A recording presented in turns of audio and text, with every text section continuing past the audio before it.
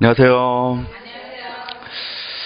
자, 금융상식으로 들어갈게요. 예, 저번에 이제 다른 사람이 오셔가지고 앞에 이제 우편 파트 강의하셨고, 예, 저는 이제 금융 쪽 하겠습니다. 원래 요거는 이제 제 이름으로 돼 있는데, 하여튼 저번에 오신 그 미니 선생님이랑 전 나눠서 이렇게 좀 하기로 해서, 예, 오늘하고 다음 주에서 이렇게 좀 진행을 하도록 할게요. 일단 이제 금융 파트이기 때문에 일단 여기 공부하실 때는 좀 용어가 탁탁 들어와야 좀 문제 푸시기 좀 편할 것 같고, 그 다음 우리 교재 보시면 뒤에 이제 기출문제 있죠. 3개년도 있는데, 저희는 이제 하면서 좀 문제를 따로 풀도록 할게요. 그래서 일단은 이번 시간은 대략 내용 설명할 거고, 다음 시간 할 때 좀 예상 문제 해가지고 별도로 또 문제도 같이 풀도록 하겠습니다. 자, 일단 교재 165페이지부터 나갈게요. 자, 한번 읽어보셨어요? 내용은? 전혀? 안 읽어보셨어요? 내용이 좀 이렇게 보시면 알다시피 이 교재 편제가 기존에 이제 우정사원법부에서 나오는 그 자료를 바탕으로 그냥 놓은 거기 때문에 혼자 보시기에는 약간 좀 정리가 안 될 수 있을 것 같아요. 그래서 약간 이제 이 내용이 서술식으로 돼 있잖아요. 쭉 돼 있으니까 본인이 좀 끊어서 보셔야 되는데, 그래서 한번 이제 같이 한번 또 읽어보고 중요한 용어도 한번 좀 체크할 텐데요. 일단 금융이죠, 금융. 여기가 금융. 원래 금융이란 말이 알다시피 이제 자금의 융통을 말해요. 자금의 융통. 자, 이게 금융이라 하고, 일단 이제 금융을 하는 주체들이 있는데, 보통 이걸 경제 주체라고 합니다. 보통 이제 경제 주체라고 하면, 크게는 가게라는 것도 있고, 그 다음에 기업이라는 것도 있고, 그 다음에 정부라는 것도 있고, 그 다음에 원래 보통 외국 이렇게 넣어요. 넣는데 우리 이제 우정사원법 뭐 관련되니까 굳이 외국을 볼 필요 없는 거고, 없고 별도로 금융기관을 따로 공부하는 거죠. 금융기관. 이렇게. 그래서 지금 요 금융기관 안에 우정사원법 들어간다 라고 보시면 돼요. 우체국 들어간다 라고 보시면 돼요. 그래서 지금 경제주체는 가계기업, 정부, 금융기관이 있다 이렇게 보시면 되는데, 요걸 이제 거래하는 거죠. 여기서 보통 이제 금융기관이 가계기업 정부한테 어떤 식으로 자금을 융통해주고, 그 다음에 자금을 어떻게 조달하는지 공부하는 게 이 파트다 라고 보시면 되겠습니다.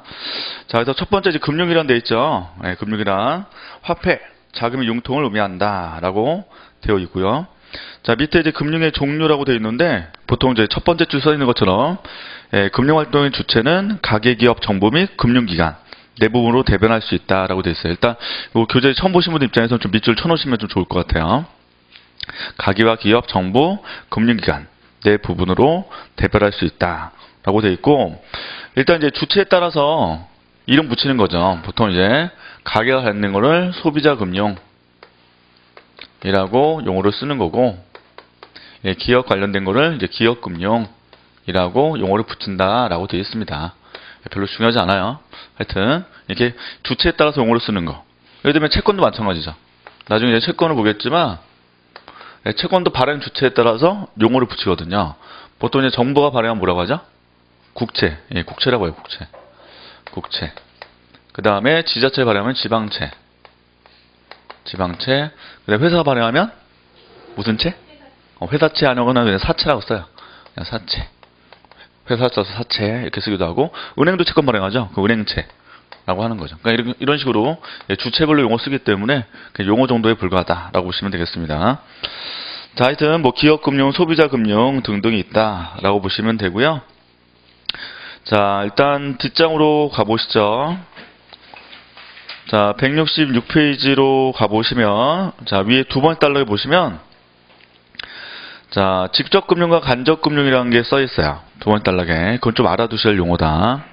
자, 일반적으로 지금까지 설명한 금융 방식 가운데 금융기관이 게재하지 않는 것을 직접금융이라고 하고, 금융기관이 게재하는 금융 방식을 간접금융이라고 한다. 이건 좀 알아두셔야 할 용어예요. 직접금융, 간접금융. 그래서 시험 문제 나온다. 다음 중 직접금융에 들어가는 것은, 다음 중 간접금융에 들어가는 것은 물어보기 때문에 그 용어는 좀 알아두셔야 돼요. 예를 들면 직접금융은 뭐냐 이거예요. 자금을 조달하는 주체가 있다는 거죠. 예를 들면 기업이 있다.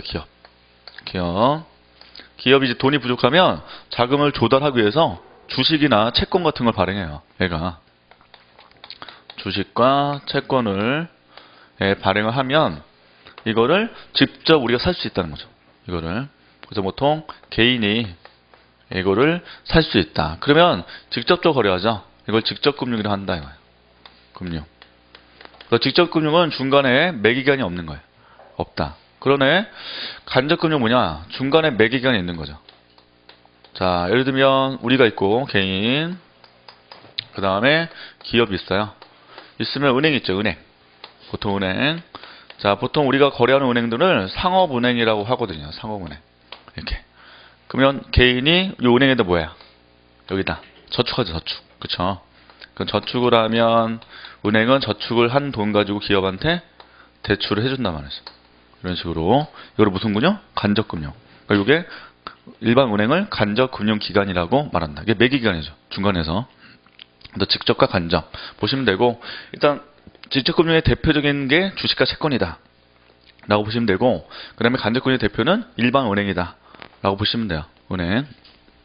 보통 이제 은행도 종류가 되게 많고요. 보통 이제 은행이라고 하면 크게는 둘로 많이 구분해요. 상업은행이 있고,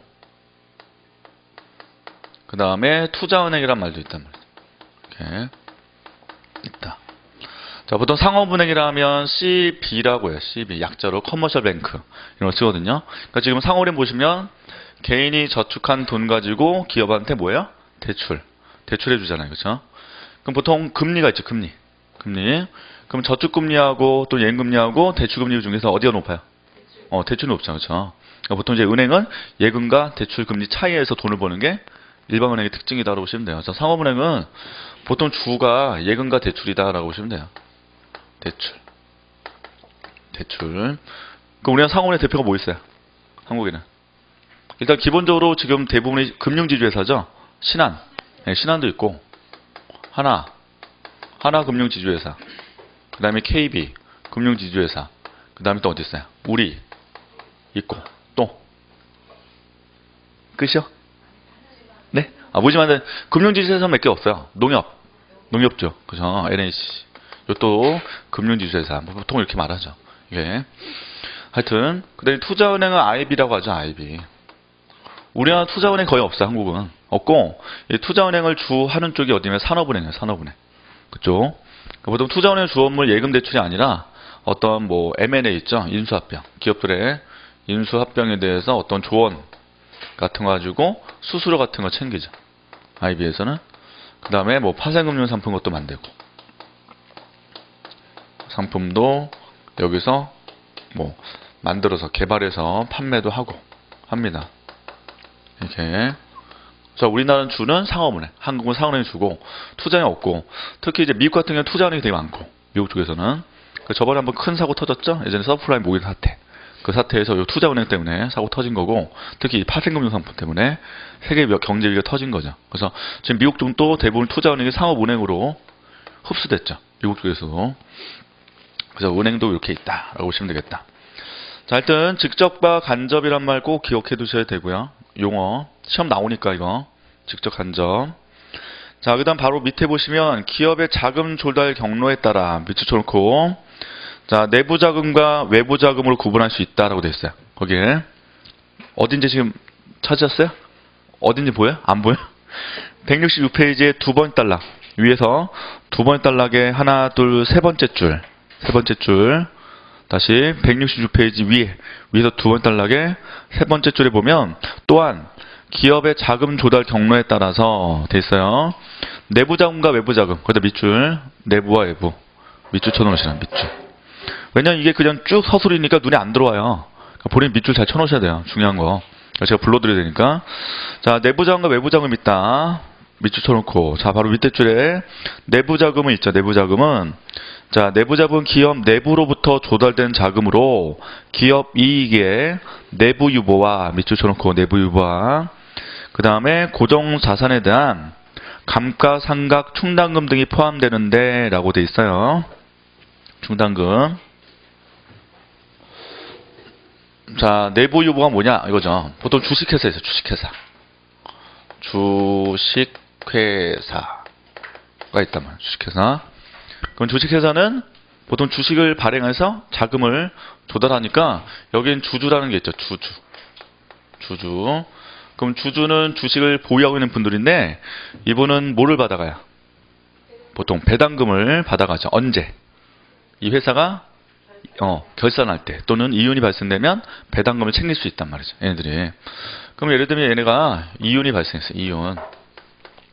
그 이윤이 발생되면 이거를 주주들한테 배당으로 줄 수도 있고, 배당으로 줄 수 있다. 줄 수 있거나 굳이 배당하지 않고 회사 내부에 모아둘 수 있단 말이죠. 그걸 내부유보라고 한다. 내부유보. 이렇게. 그래서 내부유보는 회사 내에 적립을 해놓는 거죠. 적립. 이렇게. 그러니까 요거를 사용해서 지금 자금을 조달한다. 라는 거죠. 이걸 내부자금이라고 한다. 이해되시죠? 개념? 자, 그 다음에 감가상각이란 말 들어보셨을까요? 감가상각. 그러니까 쉽게 말하면 이거다. 기계. 자, 기계 한 대를 여러분들이 구입했어요. 100만원짜리를. 자, 구입하고 나서 내일 만약에 판다면 100만원에 못 팔죠. 이거. 하루 만에 가치가 떨어진단 말이죠. 이걸 감가상각이래요. 즉, 가치가 날아가는 거. 이게 가치가 날아가는 부분을 감가상각이라고 하죠. 이 부분을. 그러니까 쉽게 말하면 녹슬었다라고 보시면 되고, 또는 이걸 고정자본 소모분이라고도 해요. 고정자본의 소모분이라고도 정의한다. 이거예요. 자, 근데 보통 회계 처리하거든요. 감가상각을. 예를 들면 어떤 뭐 아파트에서 100만원짜리 물건 샀다라고 하면 100만원을 1년 동안 회계 처리할 때 예를 들면 가치가 떨어지잖아. 이게 1년 있다 팔면은 100만원에 못 팔죠. 그래서 12로 예를 들면 10개월로 나눈단 말이죠. 뭐 10개월로 이렇게. 그럼 회계 처리할 때 매월 뭐 1월 달에 10만원을 감가상각으로 처리해요. 이거는 가치가 떨어지니까 이게 계속. 그래서 이걸 감가상각 회계장부도 충당금으로 표기를 한단 말이죠. 충당금으로. 역시 2월 달도 10만원, 3월 달도 10만원 해서 쭉쭉쭉 가서 10개월에 10만원 되니까 전체 합치면 얼마 되죠? 100만원 돼서 10개월 지나면 그냥 가치가 다 없어지는 거죠. 이렇게 회계 처리한단 말이죠. 그래서 보통 회계장부상으로는 감가상각 충당금이라고 잘 안 하고 이거 전부 다 더했기 때문에 이걸 감가상각 누계액이라고 해요. 감가상각 누계액으로 보통 말해요. 용어를 이렇게 전부 다 더했다. 이렇게. 그러니까 이것도 일단은 비용 처리다 하기 때문에 이것도 회사 내에 이만큼을 모아두는 거거든요. 자금 자체를. 이것도 내부 자금이다 라고 보시면 돼요. 자, 그래서 내부 자금은 둘로 돼 있다. 그래서 내부 유보와 감가상각 충당금 등이 포함된다 라고 보시면 되고, 보통 일반적으로 회사들은 외부 자금을 많이 조달하죠. 아까 말한 뭐 주식, 채권 이런 걸 통해서 많이 하는 거고, 보통 이제 주식 같은 거 조달하는 방법도 공모가 있고 사모가 있단 말이죠. 공모, 사모.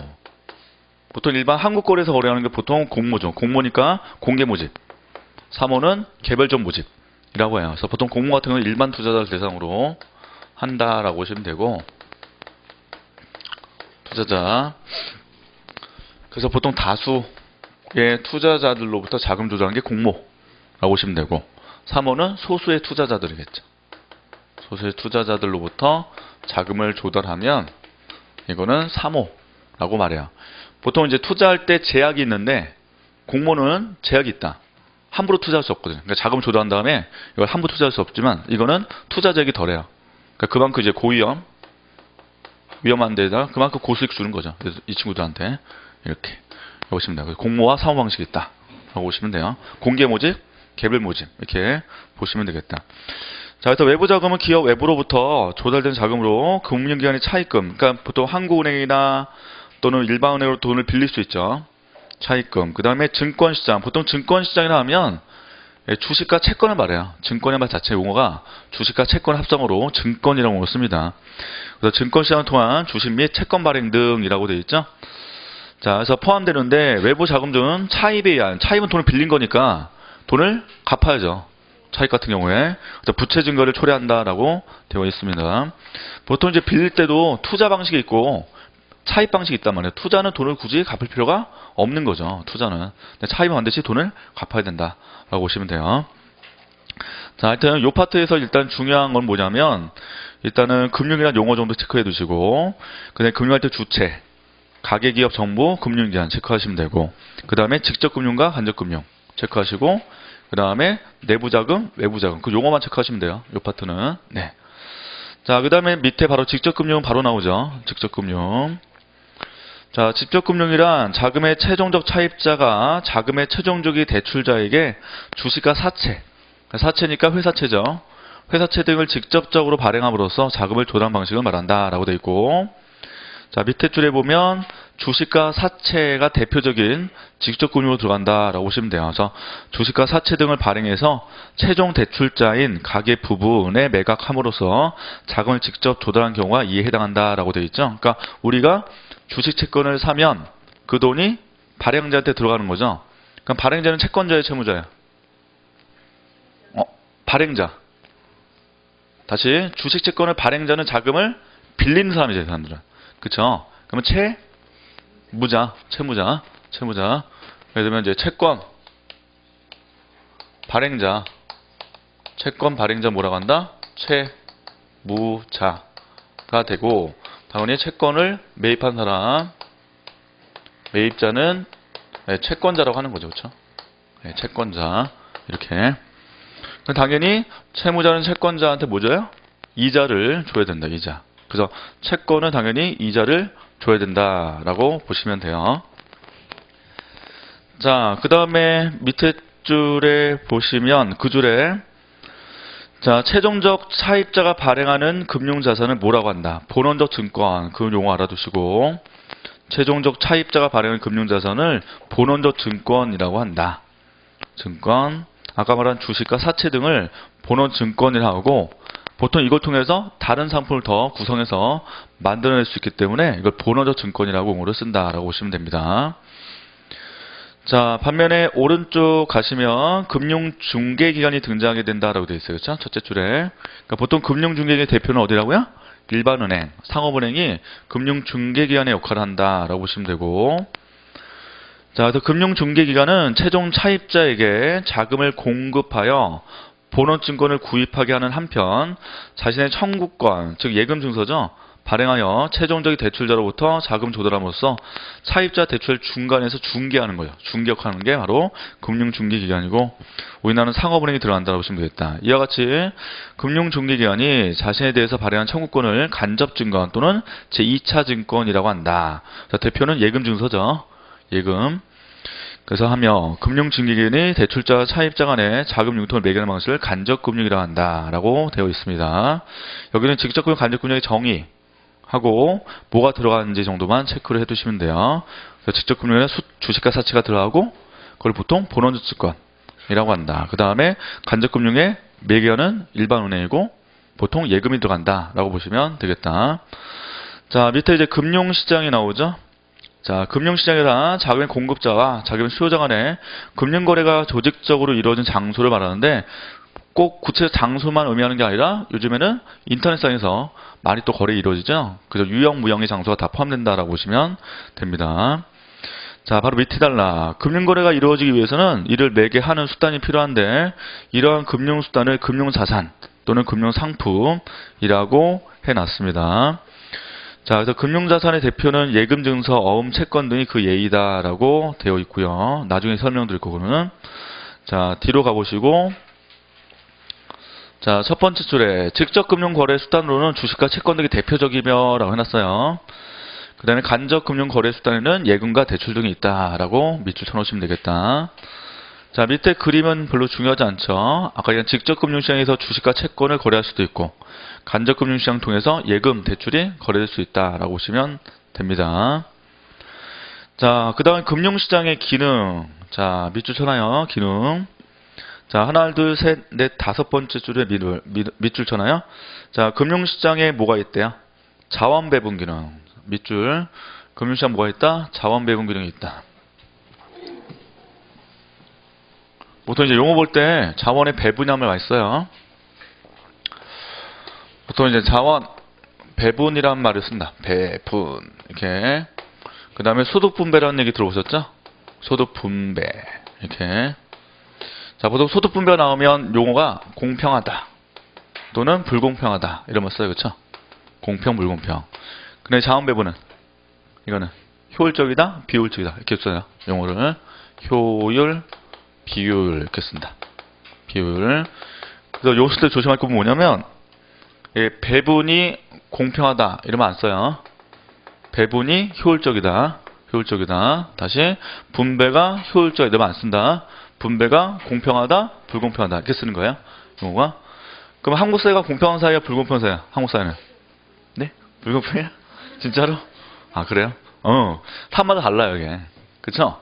우리 누리당 쪽에서는 공평하죠. 사회가. 우리 좀 불공평하고. 요즘 느낌 좀 들죠? 왜 혁명이 일어나는지 그 느낌이 좀 드네. 요건 주관적이에요. 주관적. 요게 왜냐면 이건 주관적이다. 이렇게. 그럼 이건 뭐야? 객관적이죠. 네. 객관적.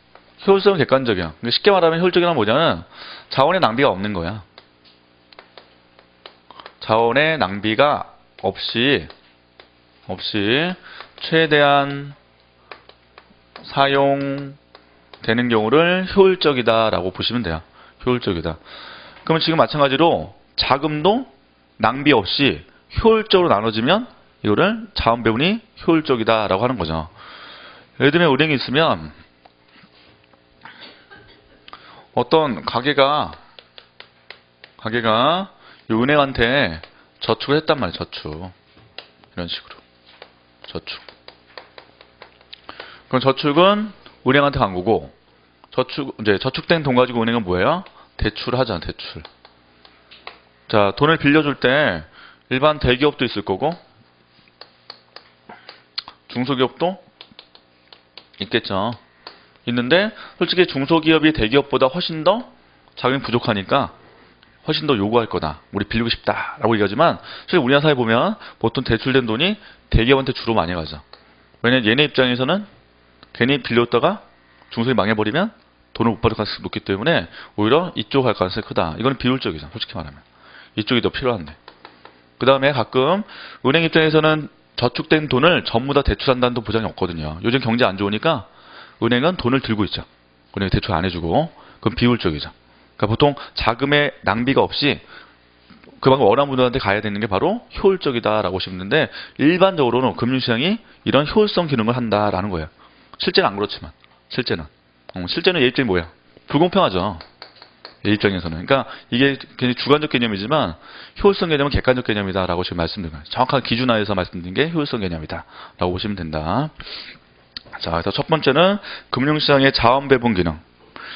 168페이지예요. 자, 금융시장 기능에서 금융시장은 자원 배분 기능 하는데 일단 금융시장이 자원 배분 기능 하지만 이게 효율적으로 배분돼야 되죠. 효율적으로.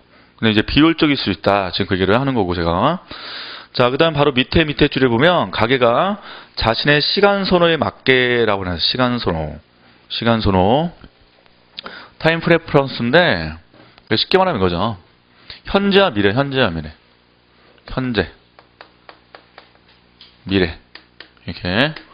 자, 현재 미래 있는데 갑이 있고요. 을이 있어요. 갑과 을. 자, 이 갑은요. 현재를 굉장히 선호해요.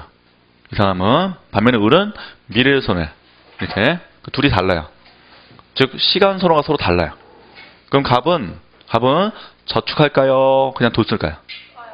돈을 쓰는 거예요, 이 사람은. 그래서 갑의 경우는 현재 선호가 미래보다 만약에 크다면 이때 이 사람은 저축 안 하는 거죠. 안 한다. 그렇죠? 반면 을은 미래를 더 선호한다. 현재보다 하면은 저축한다 이거겠죠. 이 사람은 저축한다. 이렇게 이런 시간 선호라고 한다. 이렇게. 지금 여러분들 이제 저축을 많이 하는 분들은 그만큼 미래를 대비하는 거죠. 미래를. 지금 당장 돈 쓰는 거 원하시는 분들은 미래보다는 현재를 더 선호한다. 그걸 타임 프레퍼런스라고 해요. 자, 그래서 자신의 시간 선호에 맞게라고 되어 있죠. 그러니까 소비 시기를 선택할 수 있게 함으로써, 그러니까 현재를 나는 쓸 수도 있고 반면에 미래에 대비할 수도 있다. 그래서 이때 이 사람의 효용이 증가한다는 기능을 한다라고 되어 있습니다. 그거를 금융기관에서 역할을 감당해준다. 그게 한 거고. 자, 그 다음 밑에 보시면 위험 분산 나오죠. 자, 금융시장 이외에도 168페이지 다음과 같은 중요한 기능을 수행한다. 제일 마지막 줄 우선 위험분산 기능을 들 수 있다 라고 해서 보통 우리가 투자하는 방법 중에서 포트폴리오 투자란 말이 있어요. 그때 들어보셨죠? 포트폴리오 투자 이런 말 알다시피 한 주머니에 달걀을 못 담지 말아라. 이게 포트폴리오 투자라는 거.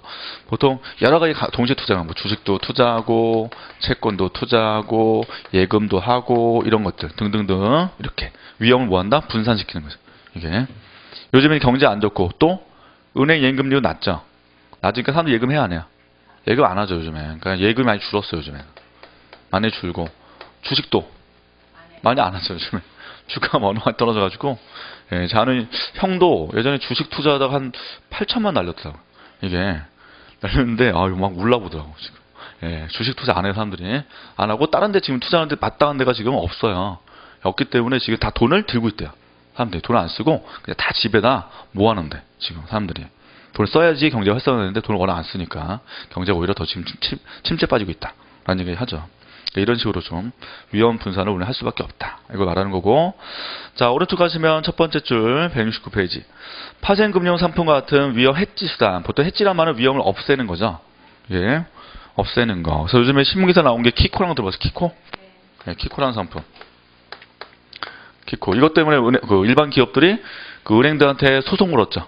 현재 소송 중에 있는데 보통 이제 키코도 환율 위험성을 제거하기 위해서 만든 금융상품인데 이게 문제는 뭐냐면 원래 이게 기준이 있어요. 원래 이제 키코라는 게 그냥 1달러 500원에서 1000원으로 환율이 올라가면 어떻게 되냐? 2배로 갚아야 돼요. 네, 돈을 빌린 이 중소기업들이 돈을 2배로 갚아야 돼요. 그래서 2달러를 갚아야 돼요. 2달러. 이렇게.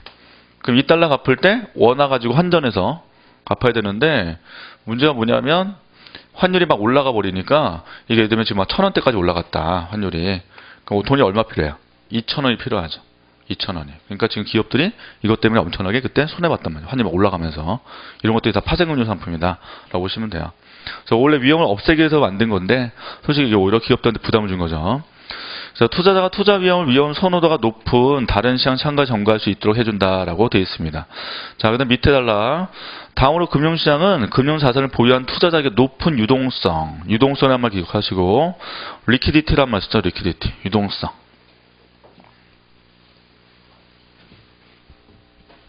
자, 유동성이 뭐냐? 자, A라는 자산이 있는데 이 자산을 현금화하는 거예요. 현금화. 현금할 때 쉽게 빠르게 가치의 변화 없이 현금할 수 있으면 이때 유동성이 높은 자산이라 한다. 쉽게 빠르게 가치 변화 없이. 그럼 예를 들면 부동산 있죠? 부동산 유동성이 높아요, 낮아요? 그냥 낮은 거죠. 부동산은 현금화 위해서 쉽게, 요즘에 잘 거래가 없죠, 거의 부동산은. 요즘 그래서 서울 쪽엔 공인중개사 학원이 잘 안 된다며. 서울 쪽에서는 지금 워낙 공인중개사도 많고 거래도 안 되니까. 근데 빠르게도 안 되고 그 다음에 팔 때 가치가 떨어질 수도 있죠. 이게 부동산은 대표적 유동성이 낮은 자산이라고 한다. 이렇게. 그 다음에 대표적인 화폐는 그 자체가 그냥 현금화 되어 있는 거기 때문에 가장 유동성이 높은 거다라고 하는 거죠. 이렇게. 자, 그래서 유동성. 자, 유동성을 제고한다라고 되어 있고, 유동성 금융자 환금성이라는 말은 현금화 시키는 거예요. 화폐로 바꿀 수 있는 거, 이걸 환금성을 말한다라고 되어 있고, 자, 투자나 환금성이 떨어지는 금융자산 매입을 할 경우에는 동자산을 현금으로 전환 따른 손실을 예상해서 일정 보상을 주게 되는데, 이걸 유동성 프리미엄이라고 해요. 프리미엄. 예를 들면 장기 금융자산이 있고 단기 금융자산이 있단 말이죠. 장기 금융자산, 그 다음에 단기 금융자산이 있는데 보통 이제 장기와 단기로 구분하는 기준이 보통 1년이에요. 1년. 일반적으로 말하면 1년. 그래서 1년 미만을 단기, 1년 넘어가는 금융자산을 장기라고 하고, 보통 국채 있죠. 국채. 보통 국채 같은 경우는 10년 이상짜리가 장기 금융 자산이고, 그 다음에 1년 미만짜리가 단기 금융 자산이에요. 국채 쪽 보면. 자, 그럼 국채를 내가 사면 뭐 줘요? 당연히 이자를 줘야 되겠죠? 예. 그래서 이쪽 장기 국채 금리가 있을 거고, 그 다음에 뭐 장기 금리 있을 거냐, 이렇게. 그 다음에 단기 뭐 국채 금리가 있을 거다. 금리 이렇게. 그럼 어디가 금리를 더 줘야 돼요? 장기. 이쪽이 기간이 훨씬 더 길기 때문에 중도에 현금하기가 쉽지 않잖아요, 이게. 그러면 는 여기다 뭐 플러스 유동성 프리미엄만큼 금리를 더 줘야 된다. 여기 쪽에. 이걸 유동성 프리미엄이라고 해요. 이렇게. 그러니까 유동화시키기 어렵기 때문에, 이게 현금하기 어렵기 때문에 그만큼 금리를 더 붙여서 줘야 된다. 이걸 유동성 프리미엄 이론이라고 해요. 이렇게. 일반적 장기가 단기보다 금리가 높다. 이렇게 보시면 돼요.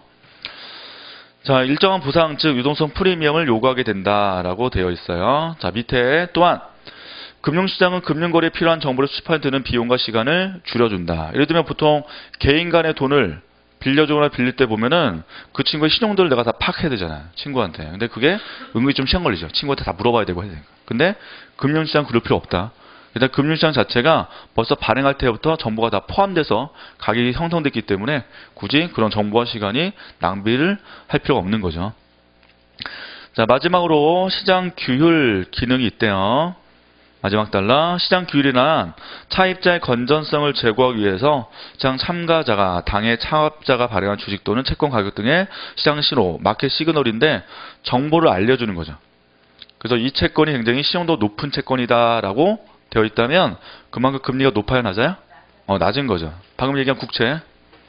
보통 국채 같은 경우에는 금리가 낮다. 일반적으로. 이게 왜냐하면 나라가 망할 가능성이 거의 적으니까. 반면에 회사채는 금리가 높겠죠. 또 회사채도 당연히 대기업, 중소기업마다 다 다를 거다. 이게 그러니까 이런 것들이 전부 다 반영이 되면서 이게 일종의 시장 규율이 되는 거죠. 이쪽에. 그러니까 너네 참 못하면 금리가 높아져 낮아요? 올라가는 거죠. 너네 못하면 발행할 때 많이 이자를 주도록 이쪽으로 규율한다. 이걸 시장 규율이다라고 보시면 돼요. 자, 이거를 금융시장에서 한다라고 보시면 되겠다. 자, 됐죠? 네, 그 정도 한번 읽어주시면 되고. 자, 뒷장 가시고 170페이지. 자, 금융시장의 유형이 나온다. 유형. 제목 잘 보시고. 첫 번째 제목은 단기와 자본시장이고, 자, 자본시장이 바로 장기 금융시장이에요. 다시 단기 금융시장과 자본시장인데 그 자본시장이 바로 장기 금융시장이다. 그러니까 지금 기준이 단기, 장기 기준이죠. 여기는. 그냥 오른쪽 가시면 채무증서와 주식시장이에요. 채무증서와 주식시장이라고 되어 있고, 자, 그 다음에 뒷장 가시면 발행시장, 유통시장이 있고, 그 다음 밑에 거래소 시장과 장외시장이 있다. 그래서 지금 목차를 잘 먼저 기억하세요. 구분 기준. 자, 첫 번째는 단기와 장기 금융시장이고 1년을 기준으로 삼는다. 1년. 그래서 단기 금융시장은 보통 만기 1년 이내죠. 1년 이내 금융자산이 거래되는 시장을 말한다. 네, 자본시장은 만기 1년 이상의 채권, 그 다음에 만기 없는 주식이 들어간다라고 되어 있어요. 그래서 자본시장에 들어가는 채권과 주식이에요. 채권과 주식. 자, 그 다음 밑에 주셔야 되겠죠. 중요합니다. 두 번째 줄 보면 우리나라의 경우에는 콜, 기업의 어음, 양도성 예금 증서, 환매 조건부 채권 시장, 채권 매매 시장, 표지 어음, 통화 안정 증권 시장 등이 어디에 포함된대요? 단기 포함된다. 그거 외우셔야 돼요. 다시 단기 금융시장 들어가는 거 콜, 기업 어음, 양도 예금 증서, 환매 조건부 채권, 표즘, 통화 안정 증권 들어간다. 자, 이걸 하나씩 설명드릴게요.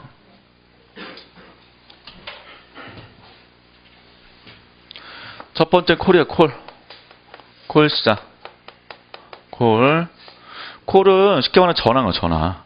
전화한다. 누가 전화하냐면 하나은행장이 우리 은행장한테 전화하는 거야. 돈을 빌려달라고. 이게. 그래서 콜 시장은 금융기관 간에 자금 거래되는 시장을 콜 시장이라고 해요. 이거는 금융기관 간에 자금이 거래가 되는 시장을 콜 시장이라고 한다. 이거예요. 그래서 하나은행과 우리은행과 돈을 서로 거래하기도 하고, 그 다음에 A증권사와 B증권사가 서로 돈을 거래할 수 있다. 그러니까 돈이 부족하면 돈을 빌려야 될 거 아니에요, 이게. 다른 데부터. 근데 돈을 얼마 만에 갚아요? 하루 만에 바로 갚아요. 하루 만에. 하루 만에. 갚기 때문에 이때 나오는 콜금리인데, 콜금리. 보통 콜금리는 일일 금리라고 해요. 하루짜리 금리. 네, 금리다. 보통 영어로 쓰시면 오버나이트 금리래요. 오버나이트 하루 넘겼다. 그래서 오버나이트 금리라는 말을 쓴다. 금리라고 합니다. 이렇게. 자, 콜시장. 자, 그 다음에 기업 어음이죠? 어음. 자, 기업 어음을 보통 영어로 CP라고 써요. 이렇게. 기업 어음 시장이다. 라고 되어 있고, 보통 어음이라면 아실 거예요. 어음. 대기업이 중소기업부터 어떤 제품을 구입했는데, 당장 돈 안 주죠. 안 주고 어음을 발행합니다. 어음을. 그러면 어음을 들고 있는 중소기업은 그거를 만기 때까지 들고 있어야 원래 현금으로 제대로 바꿀 수 있거든요. 근데 중소기업 돈이 없으니까 중도에 어음을 은행 가서 팔아요. 이렇게. 그러니까 지금 A라는 중소기업이 어음을 받았어요. 어음 100만 원짜리 받았다. 100만 원짜리. 이렇게. 근데 이제 돈이 부족하니까 중소기업은 어음을 중도에 빨리 팔아요. 하나은행한테. 하나은행에 이렇게 판다. 자, 그럼 하나은행은 100만 원 그대로 주겠어요? 안 주죠. 왜냐하면 대기업도 망할 수 있는 거 아니겠어요? 이게 있으니까 걔 들고 있다가 그거를 망해버리면 부도 나는 거죠. 부도 나니까 하나은행은 100만 원에서 80만 원밖에 안 준단 말이죠. 예를 들면 보통 이거를 어음 할인한다라고 하죠. 어음을 할인한다. 이렇게. 그래서 역시 이것도 1년 미만의 거래가 다 이루어져요.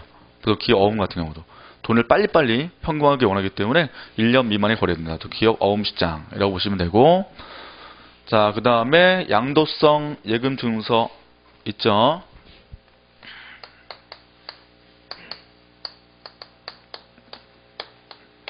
증서 시장인데 보통 양도성 예금 증서를 뭐라고 해요?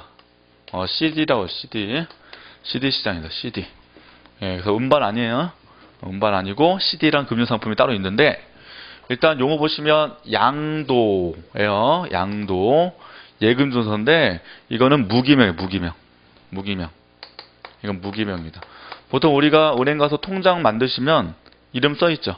내 이름. 근데 이건 무기명이기 때문에 내가 자유롭게 양도가 가능해요. 양도. 그래서 무기명이고 양도가 가능하고, 대신 이거를 일단 먼저 만들고 나서는 중도에 해지할 수 없다. 중도 해지가 불가능해요. 불가능. 그래서 이게 처음 들어간 게 언제냐면 1970년대 들어왔다. 70년대. 왜 그러냐면 이게 이제 이름이 드러나지 않으니까 사채시장 있죠. 사채시장. 지하자금시장을 양성화시키기 위해서 이 CD를 만들었고, 그 다음에 대통령들이 비자금 숨길 때 CD를 많이 구입했죠. 자기 이름이 들어가지 않으니까. 그 다음에 또 넘길 수 있어요. 자유롭게. 숨길 수 있단 말이죠. 이게 대표적인 CD. 역시 CD 금리가 있겠죠. CD 금리. 자, CD 금리 주로 며칠?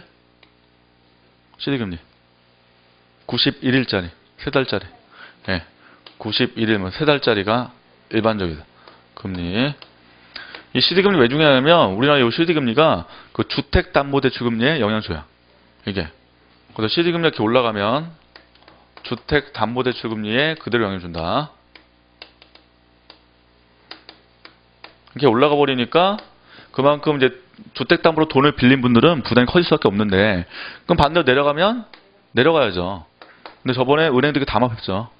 이거 담합해서 내려가지 못하도록 막았다. 서로 걸렸죠. 은행들이 걸렸더니 소송 중이었어요. 그래서 내려가면 이렇게 내려야 되는데 당연히 그대로 그냥 놔뒀거든요. 그러니까 당연히 돈 빌리는 사람들은 그만큼 이자를 더 낸 거니까 불합리하죠. 예. 이게 CD. 자, 그 다음에 환매 조건부 채권.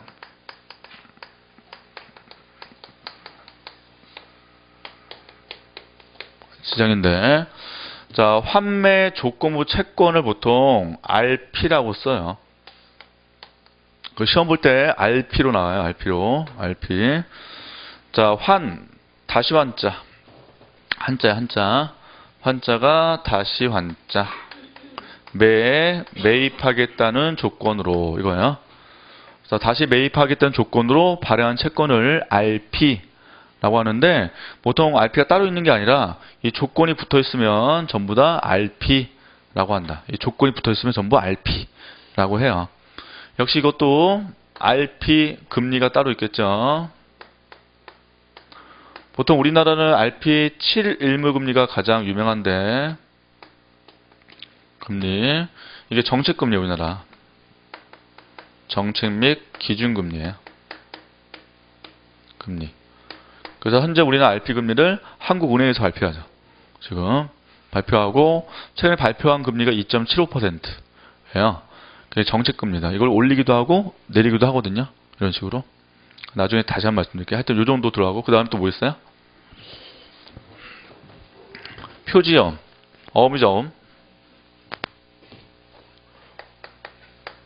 표지어음이라는 것도 있다. 이게 보통 표지어음은 상업어음 일종의 상업어음.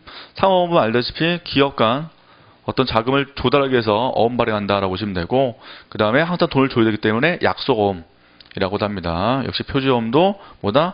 1년 미만의 자금 거래와 관련되어 있다라고 보시면 되고, 통화안정증권이죠.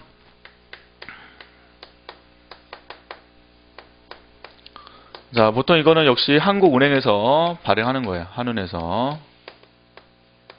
그럼 발행한다. 제목이 뭐냐? 통화 안정을 시키기 위해서 발행한 증권이기 때문에 보통 경제가 안 좋으면 시중에 돈을 풀거든요. 돈을 풀 때 이 통화 안정증권을 매입해서 돈을 푼다. 이렇게. 또는 너무 돈이 많이 풀렸으면 돈을 회수하기 위해서 발행해서 다시 돈을 흡수하죠. 이걸 통화 안정증권이고 대표적인 단기 금융자산으로 들어가요. 빨리빨리 이걸 해결해야 되니까 이것도 단기다. 단기. 자, 일단 단기 금융시장 6가지 꼭 기억해 두시는 거예요. 예, 그래서 일단은 영어로 기억하시고 콜, CP, CD, RP, 표지엄, 통화안정증권. 보통 통화안정증권이라고 보통 신문 보시면 이거 뭐라고 하냐면 통안채라고 나와요. 신문의 약자로 통화안정채권에서 통안채 신문기사에 나오니까 6개 들어간다라고 꼭 기억을 해두시면 좋겠다. 자, 그 다음 밑에 한편 자본시장은 되어 있죠. 자본시장은 장기금융시장이라고도 한다라고 되어 있고, 자, 거기에 주식시장과 국채, 회사채 및 금융채 등이 거래되는 채권시장이 대표적이다라고 되어 있습니다. 장기 들어가는 기억해 두시면 되고, 자, 그래서 그런 내용도 보시면 되고, 자, 밑에 보시면 바로 밑에 거의 마지막 줄에 선물 옵션 스와프라는 파생금융 상품들이 있어요. 선물 옵션 스와프. 옵션은 선택권이죠, 말이. 옵션, 선물, 스왑. 이런 것들이 다 파생금융 상품이고요. 보통 스와프는 바꾼다는 거예요. 스와프라고 해서 이거는 어떤 조건을 바꿈으로써 위험을 해지해준다. 그래, 선물은 미리 계약을 하는 거예요. 미리 계약. 예를 들면 뭐 1달러 500원인데 환율이 1000원 될 것이다 라고 예상이 되면 미리 선물 계약을 해요. 미리 계약해서 1달러 700원에 선물 계약한다면 1000원 되더라도 700원에 살 수 있다. 700원에 그만큼 300원을 이득 보는 거죠. 그래서 선물 계약이라 하고, 옵션은 선택권. 자, 만약 이거를 옵션이라고 한다면 환율이 600원 될 수도 있죠. 1000원 안 되고, 그러면 굳이 이거를 이렇게 할 필요 없는 거잖아요. 그때 본인 포기해요. 선택이니까. 대신 수수료만 내시면 된다. 이게 옵션이에요. 그래서 이런 것들 전부 다 위험을 없애기 위한 하나의 파생금융 상품이다라고 보시면 돼요. 그래서 선물, 옵션, 스와프 이런 것들이 있다라고 보시면 돼요. 뭐 구체적으로 안 나오니까 그거는. 자, 그 다음 밑에 보시면 한편 단기 금융시장과 자본시장은 중앙은행의 통화정책 효과가 파급되는 경로로서 역할을 한다는 점에서 중요하다라고 되어 있고, 중앙은행의 통화정책은 1차적으로 단기 금융시장 금리에 영향을 미치며 이어 장기 금융시장 금리 및 주가 등에 파급되어서 최종적 투자 및 소비에 영향을 미침으로써 실물 경제활동과 물가 변동을 초래한다라고 되어 있어요. 예를 들면 아까 이거죠. RP. 이게 아까 정책금리라고 정책금리. 쉽게 말해 이거예요. 한은에서 RP 7일물 금리를 내렸다. 금리를 내렸어요. 그러니까 일종의 이거를 신보시면 기준금리를 인하했다라고 나와요. 신문기사에. 인하했다. 이렇게. 그건 어떤 상태냐면 RP 7일물 금융상품에 대한 금리가 낮아졌으니까 이 상품에 대한 수요가 증가해가면서 이 상품 수요가 줄죠. 이거 인기가 떨어진단 말이에요. 인기가. 그래서 이 RP 7일물 금융상품에 대한 수요가 줄 거고 수요가 줄고 말고 이제 대체 상품을 사람들이 찾겠죠. 대체 금융상품을 사람들이 찾기 시작한다. 예를 들면 국채 있어요. 국채 10년짜리 국채 있는데 10년짜리 국채에 대한 수요가 반대로 증가할 수 있죠. 인기가 떨어지니까 이거. 그러면 10년짜리 국채 수요가 증가하니까요. 그러면 당연히 국채 발행자는 금리를 많이 주고자 할까요? 적게 주고자 할까요? 적게죠.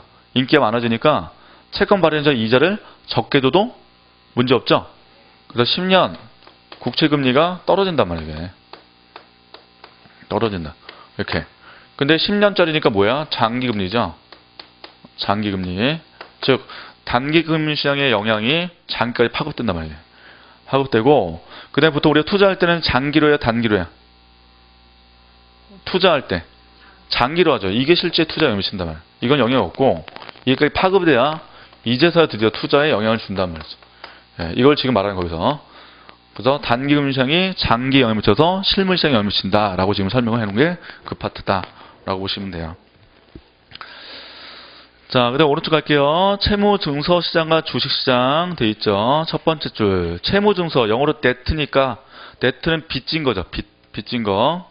데트 마켓인데 차입자가 만기까지 일정 이자를 정기적으로 지급할 것을 약속하고 발행한 채무증서 거래된 시장이다 라고 되어 있고, 자, 채무증서의 만기는 통상 1년 이내가 단기, 1년과 10년 사이가 중기, 10년 넘은 장기라고 되어 있고, 대표가 채권이죠. 채권 대표가.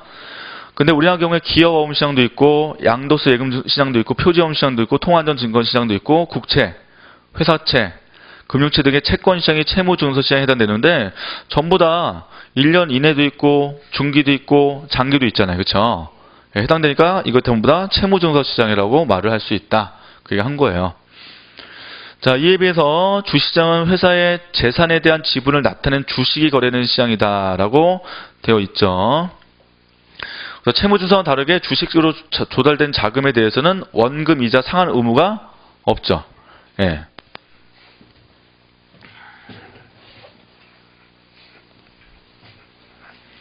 그러니까 지금 보면 채권에 대해서는 우리가 이자를 받을 수 있는 거고, 그 다음에 주식에 대해서는 배당을 받을 수 있는데, 원래 채권도 이자를 받는 방법도 여러 가지 방법들이 있어요. 가장 대표가 뭐냐면 이표채라는 것도 이표채. 이표채. 예를 들면 이렇게 채권의 증서가 써 있어요. 써 있고 발행일이 있어요. 발행일. 옆에 써놓을게요. 그죠? 증서 있고 오른쪽에 이제 발행일이 있는데 올해 2013년도 뭐 지금 2월이죠? 뭐 2월에 발행했다라고 되어 있고 만기가 써 있어요. 만기. 2015년 12월 만기. 그러니까 3년짜리 예를 들면 채권이다 라고 볼게요. 3년짜리. 자, 그 다음에 발행가라고 써요. 발행가 100만원 써 있다. 100만원. 그러니까 채권을 산 사람은 100만원 주고 사야 되고 요 100만원이 채권 발행자한테 간단 말이죠. 가고 요 만기 때는 반드시 다시 채권을 발행자 사드려야 돼요. 사드려야 내 발행가 요거 처음 살 때 내가 돈 줬죠? 줬기 때문에 원금이 보장된다. 100만원. 이게 원금 보장된다. 원금 보장. 이렇게. 보장. 그 다음에 1년에 한 번씩 이자를 10만원씩 준다고 한다면 밑에 요 같이 붙어 있어요. 이런 식으로. 보통 이제 아파트 가시면 그 과외 광고할 때 밑에 써 있잖아요. 가이드를 해가지고. 네, 그렇게 옆에 붙어 있다. 이렇게 붙어 있어서 2013년 12월 달에 10만원 주겠다. 이렇게. 2014년 12월에 역시 10만원 주겠다. 15년 12월에 10만원 주겠다라고 하면 한 대 뜯고 12월에 가면 10만원씩 이자를 받는단 말이죠. 그 내가 3년 동안 들고 있으면 이자 얼마 받아요? 30만원이 보장된단 말이죠. 이게. 근데 역시 이거를 중도에 팔 수 있다. 팔면은 내가 100만원에 사더라도 중도에 팔 때 채권 시장에서 이게 거래가 이루어지기 때문에 100만원보다 비싸게 거래될 수도 있고 100만원 낮게 거래될 수도 있어요. 그러니까 비싸게 거래되면 120만원에 팔 수 있다. 120만원에 이거를 또 낮게 거래되면 80만원에 또 팔 수 있기 때문에 이 채권의 가격도 바뀔 수 있어요. 시장에서 아시겠죠? 이게 채권이에요. 채권. 자, 보통 이걸 이표채라고. 이표채는 이렇게 뜯어서 받는 거예요. 1년에 한 번씩 이자 받는 거. 예를 들면 이걸 이표채라고 말을 합니다. 이해되세요? 대신 그런 것도 있어요. 영구채 들어봤어요? 영구채? 영구가 발행 채권이 아니라 최근에 영구 저기 나왔죠? 그 파산 신청했던데 너무 비싸가지고 지금 100억이 넘는데요. 빚진 게 파산 신청 했는데 영구채는 상환 의무가 없어요. 이게 없다고요. 이게 없고 영원히 이자만 주는 채권을 영구채라고 합니다. 영원히 이자만 주는 거. 근데 우리나라는 없어요. 한국에는 없고 외국에는 있다. 보통 큰 사업, 뭐 전쟁할 때 자금 조달하려고 국가에서 발행하는 채권들이 이게 영구채가 대표적이죠. 우리는 없고. 예. 하여튼 이게 채무증서. 그러니까 채권을 좀 알아두실 필요 있는데 이따 채권이 어떻게 수익률이 결정되는지 다시 한번 말씀드리도록 할게요. 자, 그 다음에 방금 주식 말할 때 주식 투자도 두 가지가 있어요. 보통 이제 주식까지 투자할 때요. 투자 방법도 직접 투자가 있고 간접 투자란 말도 써요. 간접 투자 이렇게. 자, 직접 투자는 뭐냐면 내가 주식을 샀을 거 아니에요. 주식을 매입했죠. 자, 그럼 주식 매입하면 내가 뭐하냐? 주주니까 회사의 경영에 참가할 수 있죠. 예. 그래서 보통 회사의 경영 참가까지 하면 이거를 직접 투자라고 한다. 이렇게. 간접 투자는 이게 아니라 오로지 주식 매입을 통한 배당만 챙기는 거를 간접 투자라고 하고 보통 간접 투자를 포트폴리오 투자라고 말을 써요. 폴리오 투자라고 용어 쓴다. 이렇게 보시면 돼요.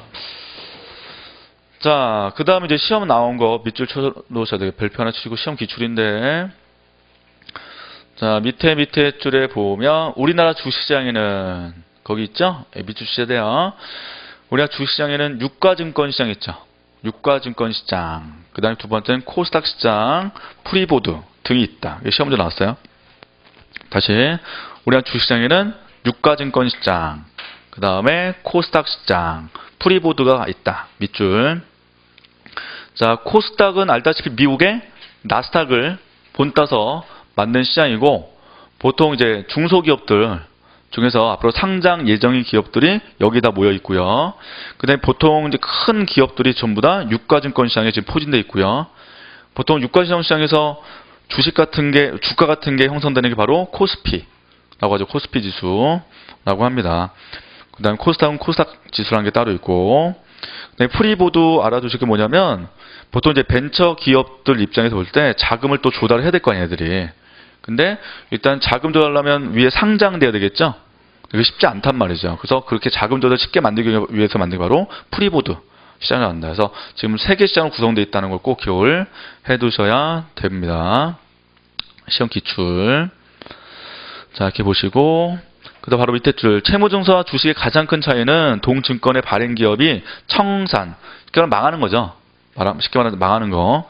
청산할 경우 채무증서 소유자, 아까 채권 소유자는 우선 변제권을 행사할 수 있는 반면 주주는 원래 지분권을 행사한다는 점이다 라고 되는데, 원래 이제 주식회사라는 것은 주식 들고 있는 그 한도 내에서만 본인이 책임지는 거거든요. 한도 내에서만. 이게 주식의 차이점.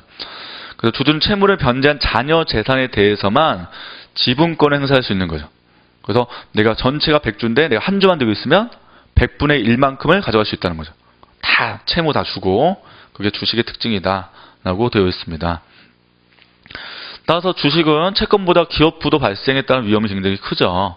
또한 채무증서 소유자는 이자 및 원금 등 고정된 소득을 받게 되기 때문에 미래 현금이 안정적인 데 비해요. 주주 경우는 이익 볼 수도 있고 손해 볼 수도 있다라고 되어 있다. 따라서 주식은 채무보다 자산 가치의 변동성이 크다라고 되어 있죠.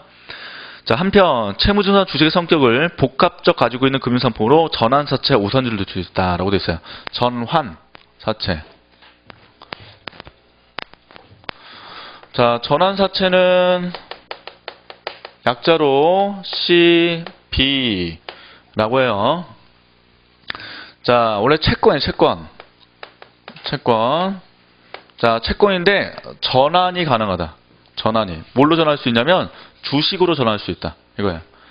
저 채권을 들고 있다가 내가 이 채권 통해서 주식 전환할 때 그 해당 회사의 주식 가치가 크게 올라갈 것이다 라고 하면 본인이 전환권을 행사해요.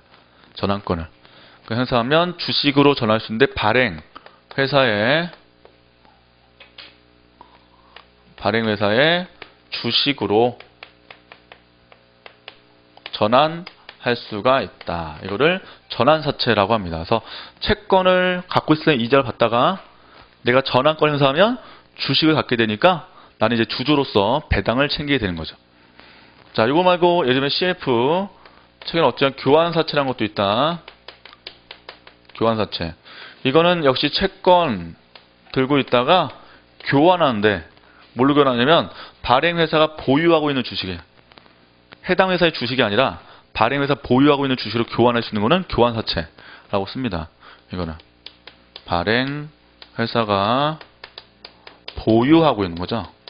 이거는 그러니까 자기네 회사 주식이 아니라 다른 회사 주식일 수도 있는 거죠. 보유하고 있는 주식으로 교환할 수 있다. 이렇게. 자, 그럼 이런 것들 왜 발행할까요? 회사는 이거는 산사한테 그만큼 이득이에요, 손해야? 이득이야. 되게 큰 이득이다. 이거는 이게 전환할 수 있는 게 일반적 채권은 없거든요. 그럼 그만큼 쉽게 자금을 조달하기 위해서 이런 채권을 발행하는 거예요. 그럼 이런 채권의 이자는 높을까요, 낮을까요? 이게 이득이 있으니까 채권이 낮죠. 이자를 적게 줘도 사람들이 몰리는 거죠. 이런 채권으로. 그래서 저번에 전환사 발행한 대표 기업이 삼성이에요. 삼성. 에버랜드. 그때 이재용 상무가 그걸 전환시켰죠. 주식으로 하면서 자신이 다 가져갔어요. 그걸 회사 통째로 가져가기 위해서 요거를 발행해서 그때 소송이 졌나? 하여튼 그랬던 거예요. 기억나요. 교환사채. 마찬가지로 신주 인수권 사채라는 것도 있어요. 그냥 개명은 잠깐 보시면 돼요. 무사채. 이건 요거 보시면 새로운 주식으로 인수할 수 있는 권리가 부여된 사채. 이거니까 이건 전환을 이렇게 할 필요 없어요. 할 필요 없고 내가 채권을 갖고 있는데 채권 들고 있는 이 사람이 주식을 살 수 있는 거예요. 채권도 갖고 있고 주식도 갖고 있는 거. 이건 바뀌는 거죠. 채권의 주식으로. 그러면 이거 채권도 갖고 있고 주식도 보유하는 거. 주식도 매입할 수 있는 거. 이거를 새로운 주식을 인수할 수 있는 권리가 부여인데 신주 인수권부사채라고 한다. 개념 잡히시죠? 예, 이렇게 보시면 되고. 자, 근데 우선주 있죠. 우선주. 자, 우선주는 일단은 이익만 챙기는 거예요. 그래서 의결권이 없죠. 보통 우리가 주식 갖고 있으면 의결권이 있죠. 있는데 이건 없어요. 그래서 의결권이 없는 반면에 대신 이익 배당, 자녀재산 분배 시 보통주에 비해서 우선권이 인정되는 주식을 우선주라고 합니다. 우선주. 자, 됐죠? 네, 요 놈을 볼게요. 자, 잠깐 쉬었다가 172페이지 발행과 유통으로 갈게요.